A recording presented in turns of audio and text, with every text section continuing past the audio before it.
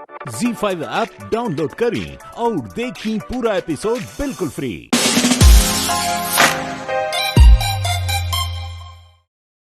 रितु जी के लेके भी गई हुई है ना। अगर ये बात सच भी हुई तो मैं हम रितु जी के खींच के लेके आए। मैं हाँ भैया, अपने आप की संभाली। पहले हमरों की लागत रहे कि रितु भाभी ठीक बाड़ी, लेकिन अभी सिंह साहब की बात सुन के तो हमरो विश्वास टूट गए। भैया खुद के संभाली। सिंह साहब रउआ से झूठ काहे बोली है? वही तो, हम हो घर परिवार वाला आदमी बानी। हम काहे जानबूझ के केहू के ऐसन सदमा दे। हम जौन भी कहता नहीं सबूत के आधार पर कहता नहीं।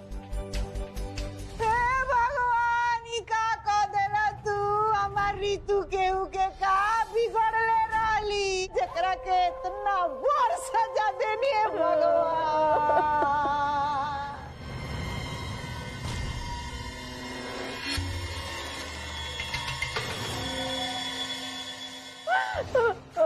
चलिए चलिए हटिए, मेरे मितवा के पास से हटिए सब लोग। ऐसे दिल छोटा मत करो मितवा, मुझे खुद बुरा लग रहा है कि ये सब कैसे हो गया। पर तुम चिंता मत करो, मैं तुम्हें कभी अकेलापन महसूस नहीं होने दूंगी। रितु तुम्हारी पत्नी थी तो क्या, मैं तुम्हारे बचपन की दोस्त हूँ। हमेशा तुम्हारे साथ थी और रहूंगी। मुझे लगता है कि इस तरह रोने का कोई फायदा नहीं है। दिल में थोड़ी सी हिम्मत जुटाओ, चलकर रितु की लाश को देख लो। चलो मितवा, जो सच है उसका तो सामना करना ही पड़ेगा ना मितवा, और उस सच का सामना करने में मैं तुम्हें हिम्मत दूंगी। इस समय में मैं तुम्हें बिल्कुल अकेला नहीं छोड़ सकती मितवा। चलो मैं भी तुम्हारे साथ चलती हूँ रितु की लाश को पहचानने में। चलो मित्रा।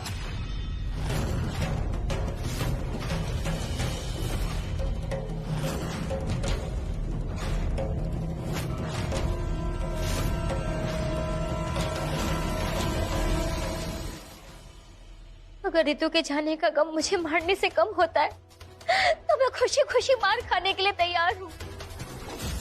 जितना मारना है मारो मुझे, मारो मारो मुझे। मैं तुम्हें इस तरह से अकेला नहीं देख सकती। तुम्हें तड़पता हो देखकर तुमसे ज्यादा मुझे दुख हो रहा है। मैं तुम्हारी दोस्त हूँ, सिर्फ इसलिए नहीं कि तुम्हारे दुख में शामिल हो सकूं, बल्कि इसलिए भी कि मुझे तुम्हारा दुख दूर करने का अधिकार है, और मैं अपने इस अधिकार को कभी नहीं भूलूंगी।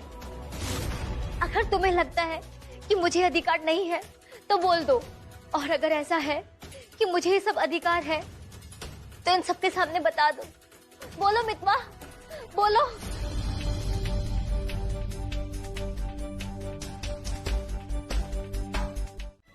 हाँ भाई, लेकिन वो लाश तो हमार ना रहना, वो तो केहू औरी के लाश है। वैसे ही माही, ये जो रितु के लाश है हम लोग बताओ तो रंजा, ये रितु के लाश ना है माही, केहू के औरी के लाश है। भाई तू ही बतावा ना, तू बतावा ना कि वो समय तरह कैसे पता चलल कि वो जो लाश रहे वो हमार ना रहे, वो केहू के औरी रहे। बताओ ना भाई, कैसे पता कर?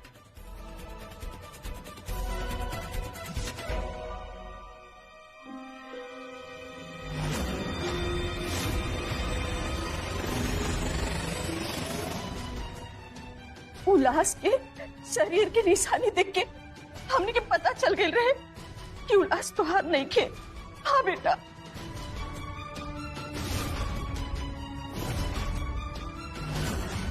ठीक बा, तो ये बार भी राव लोग ऐसे ही संतुष्ट करी। बताई रितु जी के शरीर पे कोई निशान रहे? हाँ, लेकिन चेहरा के छोड़ के बताई, ताकि चेहरा पे निशानी रहे या ना रहे, चेहरा देखे लायक नहीं के बचल। हाँ सिंह साहब, हमरा के याद आ गई। माई, रितु के शरीर पर एगो निशान बाटे। उनका हाथ के हथेली पर एक के साथ है दूगो करिया तिल बाटे।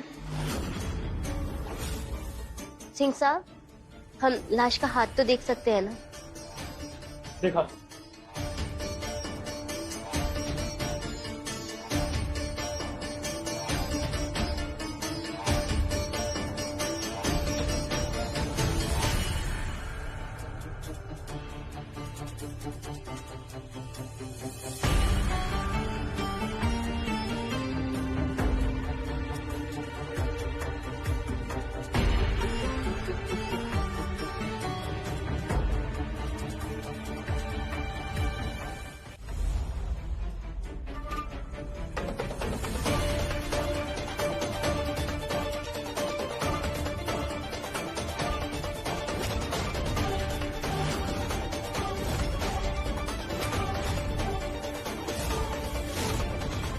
देख लो चाची, देख लो माई, हमार बात सच साबित भइल ना, ये हाथ पर तिल नहीं खे।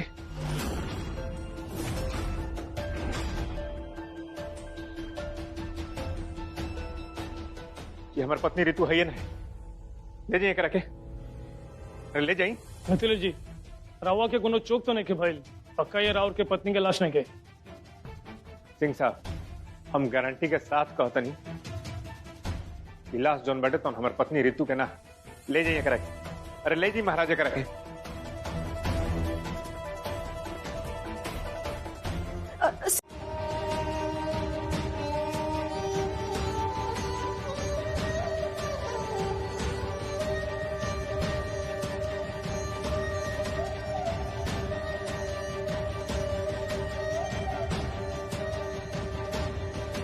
अब तो चूंकि रितु जी की लाश की शिनाख्त हो गई बा, अब हम आगे की प्रक्रिया शुरू करता नहीं।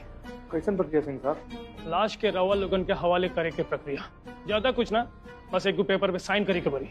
बाकी लाश के पोस्टमार्टम तो पहले से हो चुकल बा, तो बताइए रवा लोगन में से कौन पेपर पे साइन करी? ऐसे में तो मिथिलेश की साइन करेंगे चाहिए, क्योंकि मिथिलेश वो हालात में नहीं कि साइन कर पाई, तो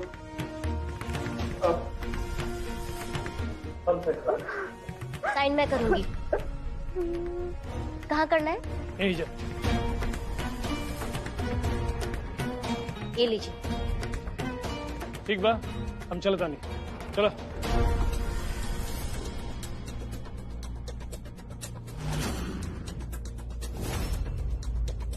पेपर पे साइन कोनो परिवार के सदस्य ही करे के चाहत रहे। मैं भी इस परिवार की सदस्य हूँ, समझे गुंडे?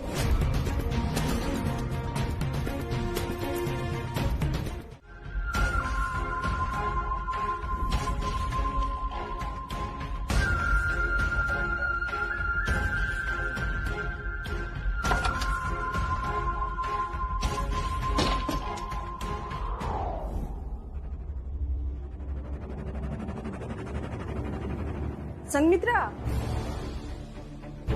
कहाँ चल गेली लड़की? संगमित्रा,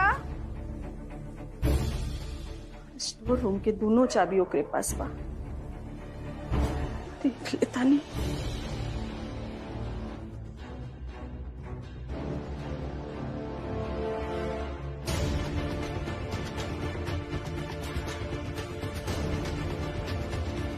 खोजी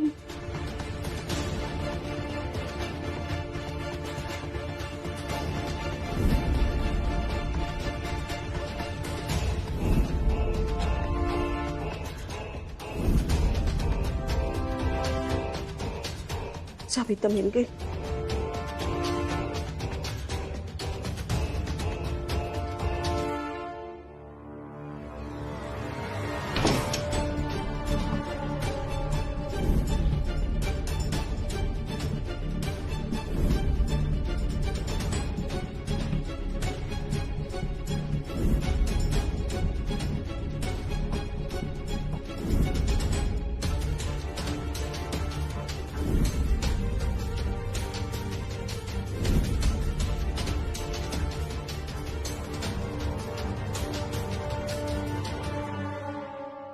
गोपू,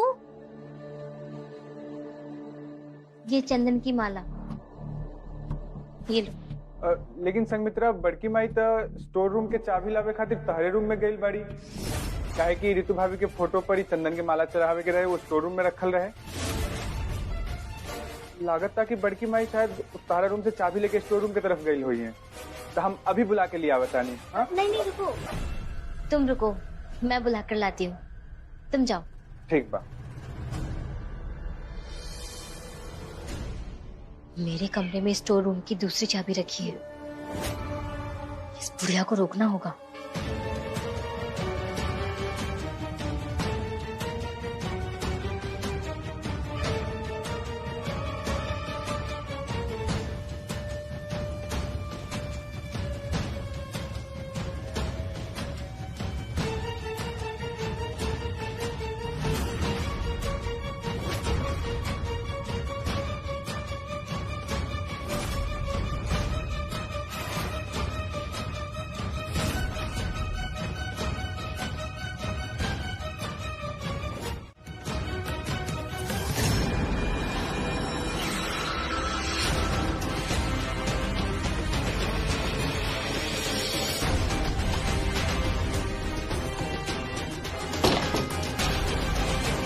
रुकिए आंटी जी।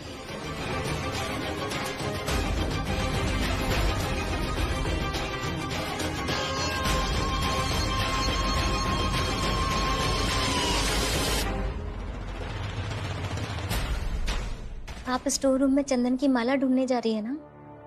हाँ, माला लेवे जात रहनी, बाकी चाबी तो तोहरे पास रहे, यही से चाबी लेवे तोहर कमरा में गैल रहनी। तू तो ना मिल लू, चाबी मिल गई। ठीक है, वो चंदन की माला तो मैंने कब की गोपू को दे दी है, और वो माला रितु की फोटो पे भी चढ़ चुकी है। अच्छा। आप जाइए, मैं दरवाजा बंद करके आती हूँ। बंद करता।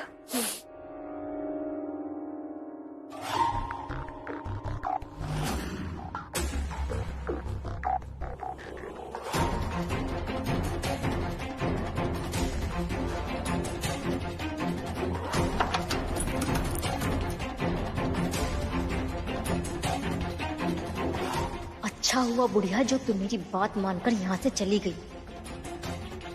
अगर तू कमरे में घुसती ना तो इसी चाकू से मैं तेरा सर काट के धड़ से अलग कर देती।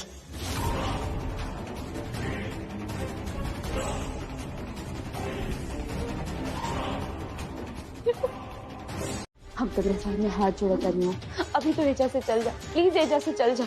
ठीक आप थी, हम तो यहाँ ये सोच के आए थे कि तुम अपने घर में हमारा वेलकम करोगी, लेकिन तुम तो घर आए मेहमान को भगा रही हो। हमार मजबूरी समझे की कोशिश कर रहा हूँ। रितु भाभी के मरला के बाद घर के माहौल ठीक नहीं थे, और हम नहीं के चाह कि अभी तहरा वजह से ही मातम के माहौल में और कोनो बड़ा हंगामा खड़ा हो जाए। समझे की कोशिश करा। तुमको क्या लगता है प्रीति, हम यहाँ माहौल खराब करना है? अगर तुम हमारे बारे में ऐसा सोचती हो ना तो बहुत गलत सोचती हो प्रीति। फोन किए थे नाम, मिलना चाहते थे नाम से। मंदिर के बाद चाय वाले को रुद्राक्ष दिए थे ना हमारे लिए, ये देखो पहने भी हम। रुद्राक्ष हमरा के दे दो। अरे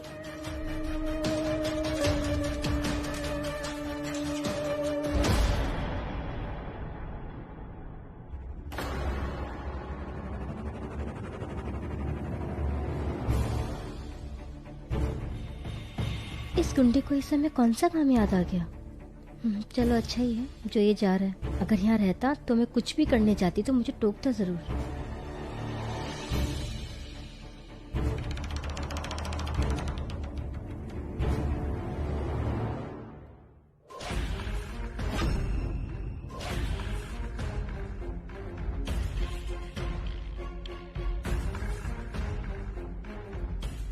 इस घर में कितना भी कुछ हो जाए, रोज रोज खाना तो खिलाना पड़ेगा।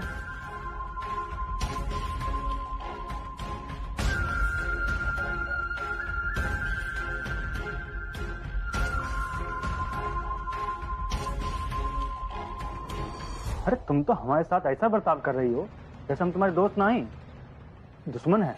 ऐसा बात नहीं खे हो, तू हमार दोस्त पड़ा, लेकिन अभी एजा के परिस्थिति समझे की कोशिश करा। अभी तहार एजा से चल गई ही ठीक रही। तुम तो हमारा चरित्र जानती हो ना प्रीति, हम जहाँ जाते हैं अपनी मर्जी से जाते हैं, और वापस भी आते हैं तो अपनी ही मर्जी से आते हैं। लेकिन अगर तुम इतना विनती कर रही हो तो हम तुम्हारा विनती सुन लेते हैं। अभी तो जा रहे हैं हम, लेकिन जल्दी मिलेंगे। ओम नाम है हमारा, हमको सबके बारे में सब कुछ पता है। चलते हैं।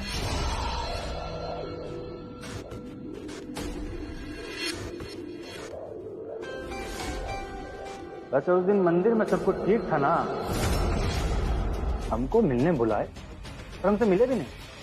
देखा ओइजा हम पूरा परिवार के साथ रहनी, अगर तारा से मिलत हमरा के केहू देख लेत ना तो बहुत बड़ गड़बड़ हो जाए, यही से हम तारा से ना मिले। वैसे इतना ही डरता बुलाए का है? वैसे बता दें,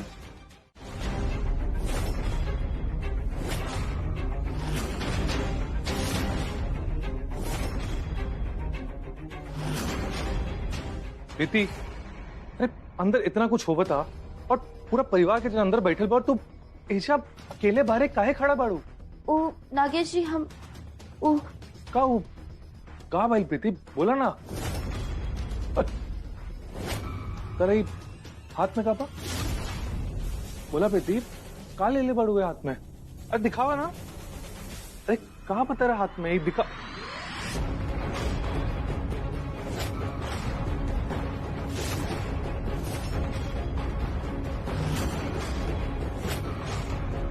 ये तो वही रुद्राक्ष बाना चे हेरा गए रहे। हाँ ई उहे बा। फिर ये अचानक से कैसे मिल गई? तो बस में छूट गई रहे ना? हाँ नागेश जी, वो कहा ना कि हमरा के लागत रहे कि शायद ही बस में गिर गए होके, लेकिन ये तो एजे रहे। एजे? हाँ वो शायद घर से निकलत समय ना कहीं एजे गिर गई हुई, तो अभी देखी ना अचानक से हमरा के मिल भी गई।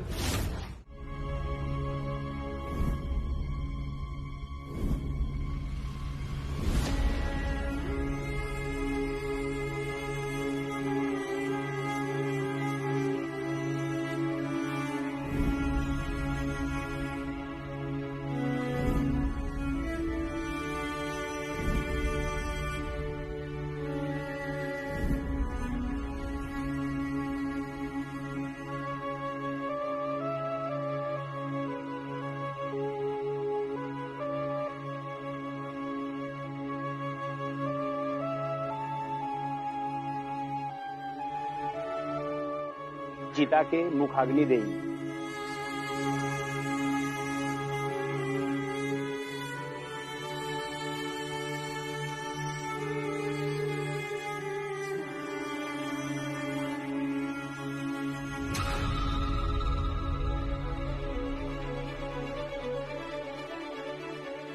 पंडित जी तनी ही पकड़ी था। का भाई महेश, ये हमरा का काहे का देत बा? पकड़ी ना मिसलेस का भाई पंडित जी जो कहता रहा कही ना। मुख अग्नि दा बेटा। बस 1 मिनट दें हम रख अभी आओ थे। मिथिलेश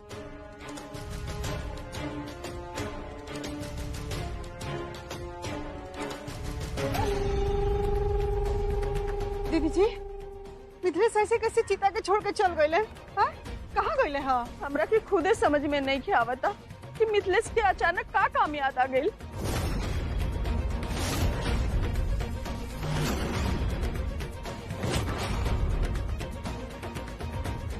बस वह अधिकार हम ऋतु के देवे जाते नहीं। मैं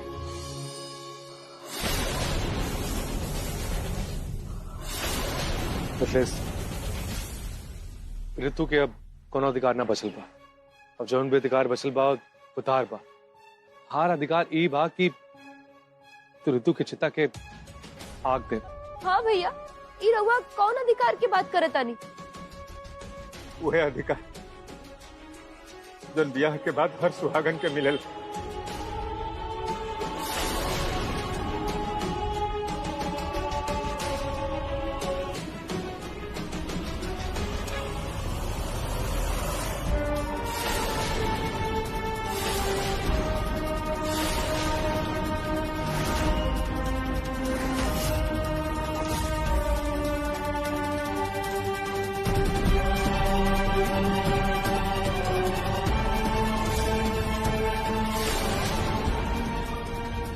ऋतु खातिर तेज सजावे के मौका तो हमरा के कभी ना मिला, लेकिन आज हम ऋतु खातिर जब चिता सजौले बनी तो इनकर मांग हम सुना कैसे छोड़ दी। भाई हमारी इच्छा तो ये बाटे कि हम इनकर के दुल्हन नियत सजा करके इनकर विदा कर, लेकिन ऋतु के हालत में हम ऐसा नहीं कर सकत माई। हाँ पर अपन ऋतु के मांग तो हम भर सकी ना।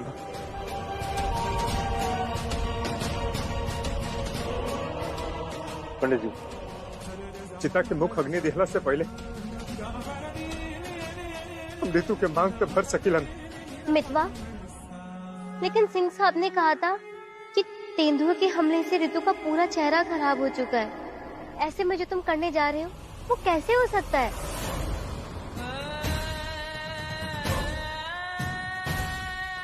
ऋतु के पूरा चेहरा ढकल रही तब हम सिंदूर लगा सके। ऋतु के बस पर मांग में सिंदूर लगावे। पंडित जी ऊपर से बस पर मुनि कपड़ा खोल मेरा बस मांग में सिंदूर भरे के। ठीक बा, अगर तहार यही इच्छा बा तो पूरा कर ला।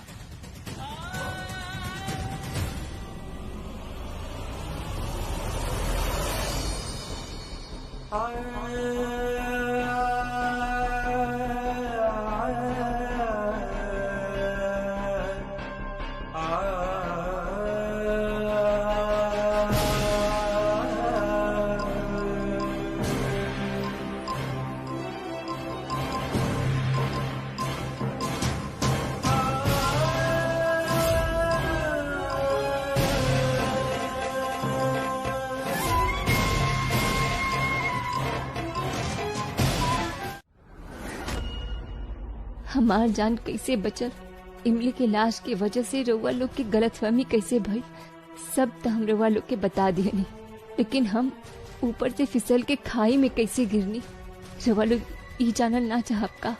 अगर रउआ लोग की लागत है कि हम खुदे फिसल के वो खाई में गिर गई नहीं, तब रउआ लोग बहुत गलत सोचता नहीं। सच्चाई तो कुछ और ही बा, और वो सच्चाई इतना कड़वा बा कि ओकरा बारे में सोचले मात्र से हमारे अंदर एक चिता से भी तेज आग भभके लागता। असल में हम खुद से ना गिरनी, हमरा के धक्का दियल गई, और वो धक्का देवे वाला इंसान एक घर में से ही केहू एक बा।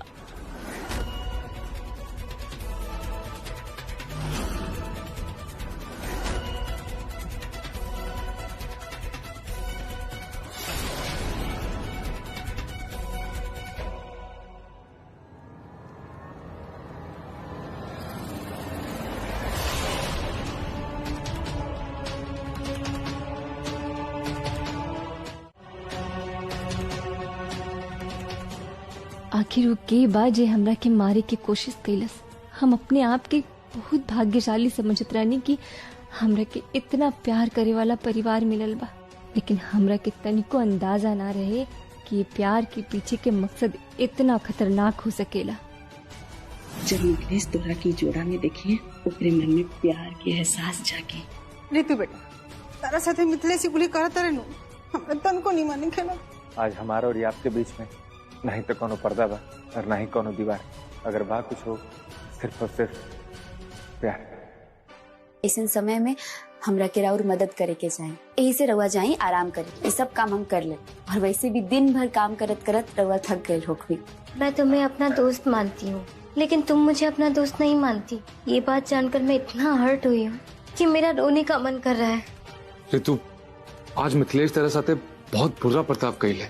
हम जाना तानी तरह के बहुत दुख पहुंचे हुए, और मिथिलेश के अपने बर्ताव खातिर तरह से माफी मांगे के चाहे। पिछली बार मिथिलेश भैया ऋतु भाभी के ब्याह के तो कोनो फोटो वीडियो नहीं खे, लेकिन ई बार खूब फोटो और वीडियो हुई। रउआ लोग में से जे भी हमरा के जान से मारे के कोशिश कैले रहे, समझ ली कि अब ओकर पूरा दिन शुरू होके वाला बा। काहे कि अब हम वापस आ गइल बनी, और वो जिंदा। और ये बार वो पुरन की ऋतु ना, बल्कि बदला लेवे खातिर एगो नया ऋतु आई है। ये घर में जे भी हमरा जान के दुश्मन बा, जब तक हम ओकरा चेहरा के बेनकाब ना कर देहब, तब तक हम चैन के सांस ना लेहब।